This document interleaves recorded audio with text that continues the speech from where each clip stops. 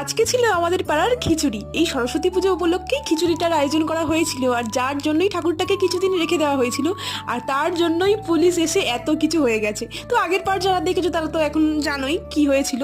তো এখানে পাড়ার সব মা কাকিমারা মিলে কাটাকাটি শুরু করে দিয়েছে, আর একটা রান্নিও এসেছিল, উনি মেনলি রান্না করে দিয়েছে, তবে একটু সবাই মিলে হেল্প করে দিলে রান্না একটু তাড়াতাড়ি হয়। আর প্রথমেই শুরু হয়ে গেছে চাটনি, আর ওই বসে আছে মা। আগের দিন তোমরা দেখেইছো ওখানে ঠাকুরটা এনে রাখা হয়েছিল। আর এই হলো রান্নার সিঁড়ি, যেটা দিয়ে রান্না শুরু হলো, যাতে সব কিছু ভালোভাবেই হয়। আর এখানে তো খন্তি নাড়া শুরু করে দিয়েছে, ভাবছে এই সব রান্না করবে।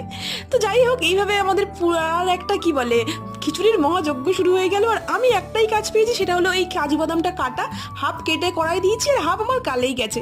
তো তারপরে চলে এসছে বক্স বক্স গান, এগুলো ছাড়া কোনো অনুষ্ঠানই না ঠিক জমে না। তারপরে হালকা কিছু গান চালিয়ে সব বাচ্চারা নাচানাচা করছিল, আর দিদা এখানে এসে সবাইকে দেখছিল। বাড়িতে দিদাকে আর একা রাখিনি, এখানে সবার সাথে থাকলে দিদারও খুব ভালো লাগবে। বাকি সব কিছু নিয়ে আসছি এর পরের